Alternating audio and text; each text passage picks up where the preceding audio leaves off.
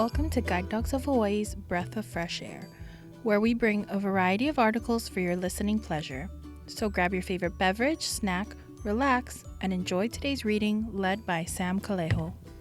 Aloha GTH Ohana. We have another article from Keola Magazine.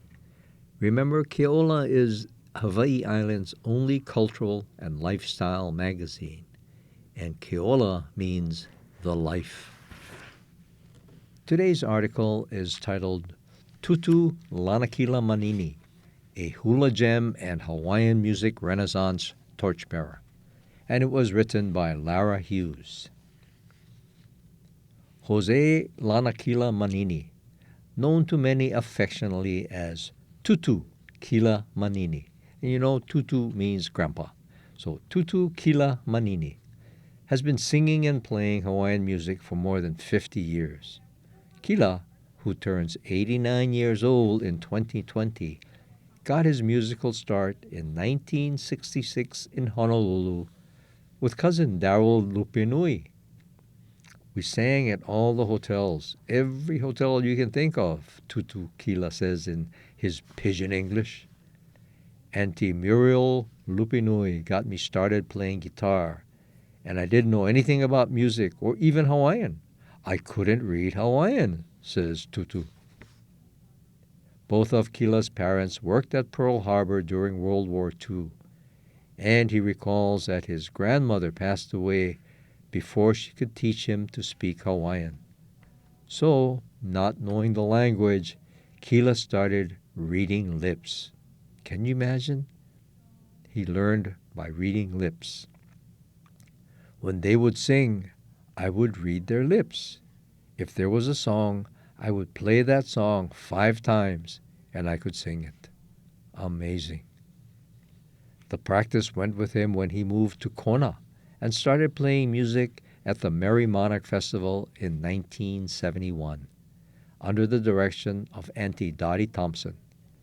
That was the same year the first hula competition took place at the Hilo Civic Auditorium, and the first Miss Aloha Hula title was awarded to Aloha Wong Deliri. Kila has attended Merry Monarch every year since then, 49 years this year. Kumu Keala Ching, and you know Kumu means teacher. Kumu Keala Ching is the executive director of Nawai Iwi Ola, which is NWIO, Nawai Iwi Ola Foundation, which was founded to perpetuate the Hawaiian culture through hula protocol and ceremony. His hula halau follows in the footsteps of his predecessor, Kumu Darryl Lupinui, who passed away in 1987. Kumu Keala shares, as a young man, I admired our Hawaiian singers of old. Lanakila Manini was part of a group that sang at the Merry Monarch as the house band. He also played music for my kumu hula, Darryl Lupinui, and it was beautiful. Kila has been a contributing artist in many bands over the years, and his involvement with Hawaiian music and Merry Monarch has been seen by many as having a major influence on the Hawaiian Renaissance. Major influence on the Hawaiian Renaissance. The Renaissance of the falsetto. In 1976, Kila played guitar and sang falsetto on an album called Hula Gems with the Aloha Pumehana Serenaders. The Serenaders included Ku'ule Clark, Darryl Lupinui, Wendell Silva, and Ainsley Halemanu.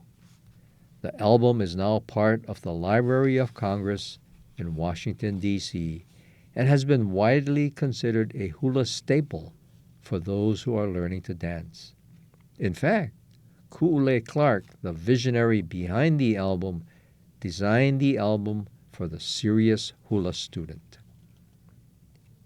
One of the songs on the album, Baby Kalai, is an old favorite and features Kila singing in Hawaiian falsetto.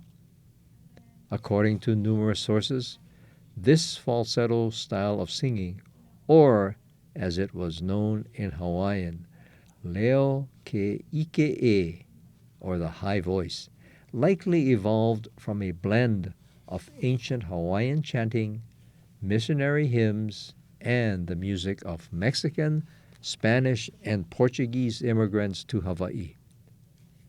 There is conjecture that falsetto may have been a natural and comfortable voice technique for early Hawaiians, considering that a similar break between registers called ha'iha'i is used in some traditional chanting styles.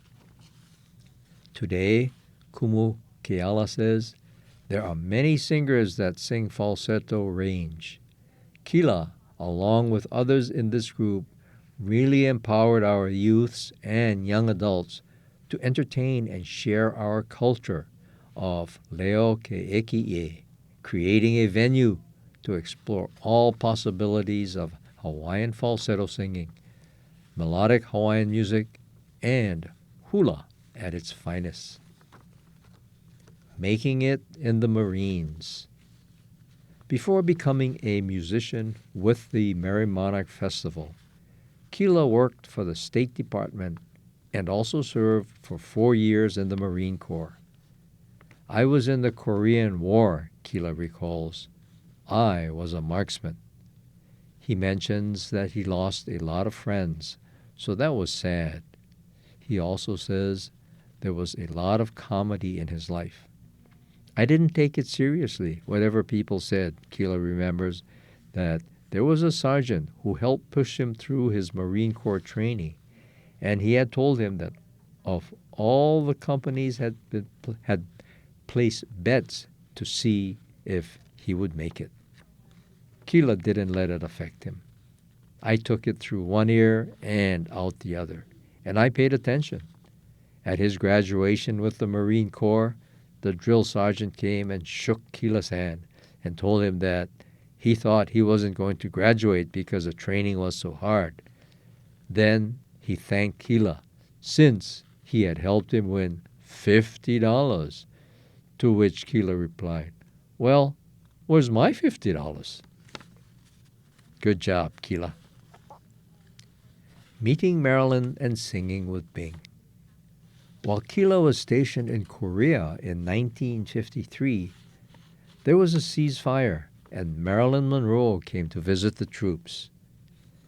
He was asked to volunteer to be an MP and make sure that people didn't run up on stage while she was performing.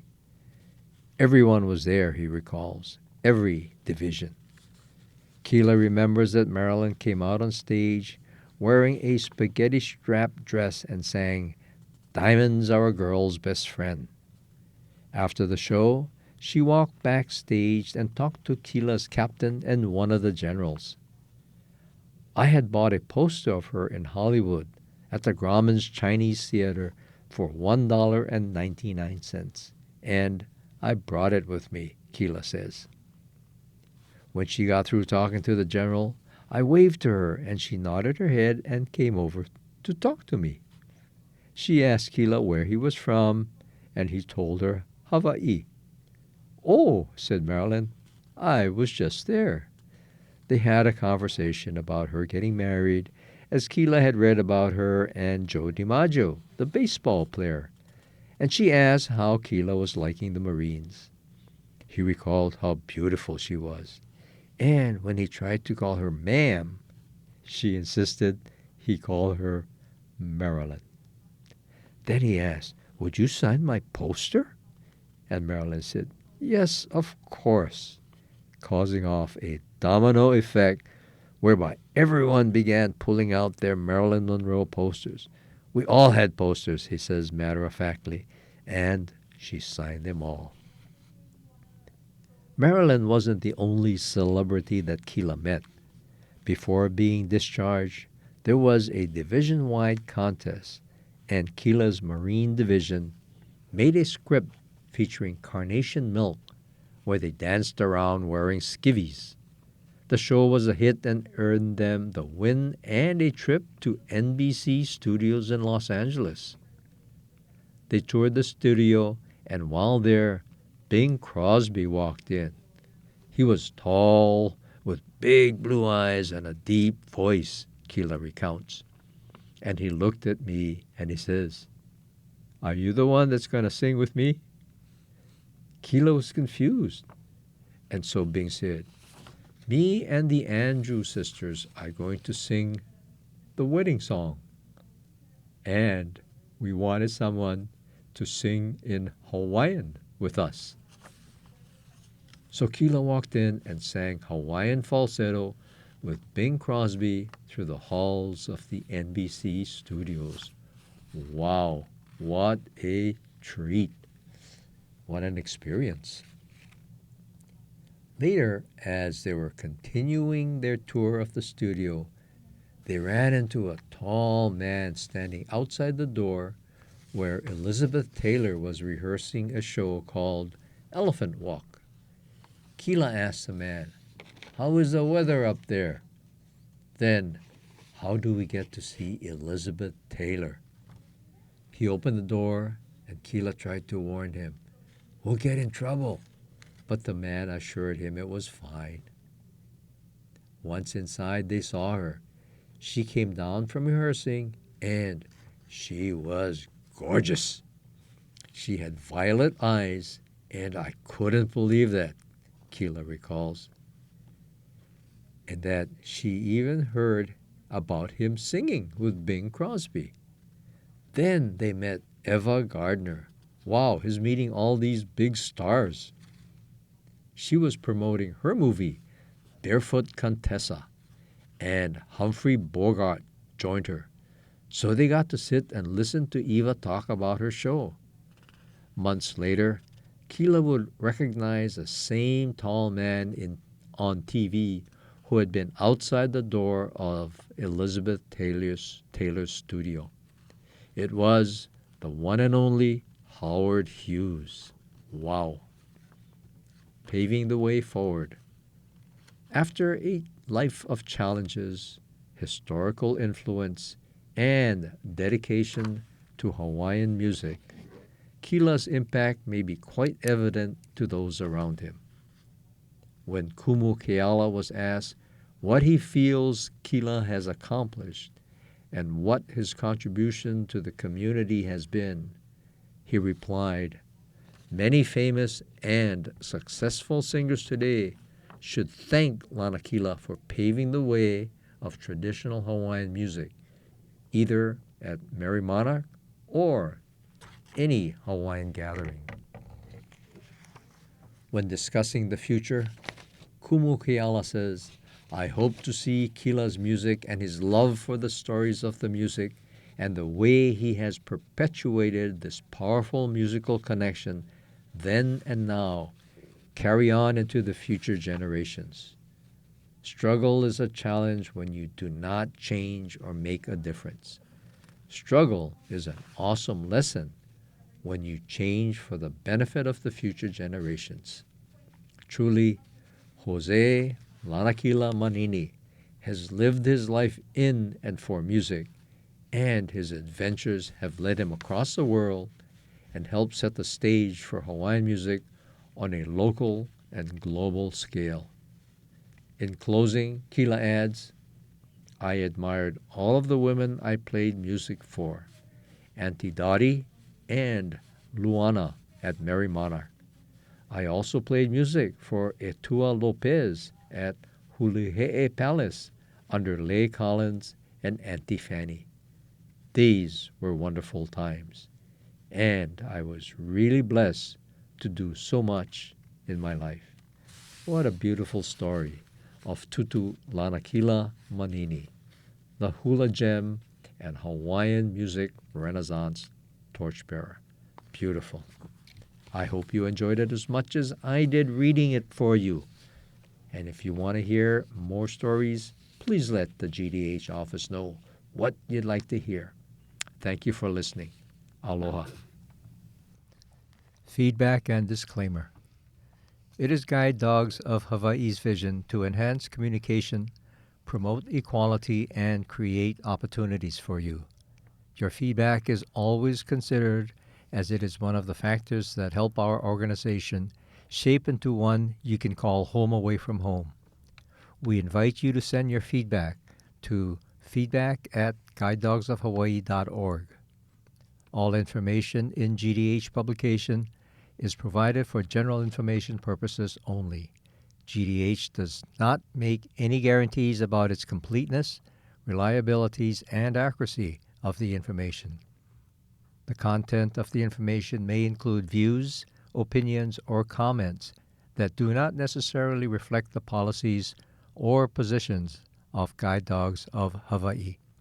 Therefore, any action you take upon the information provided through this publication is strictly at your own risk.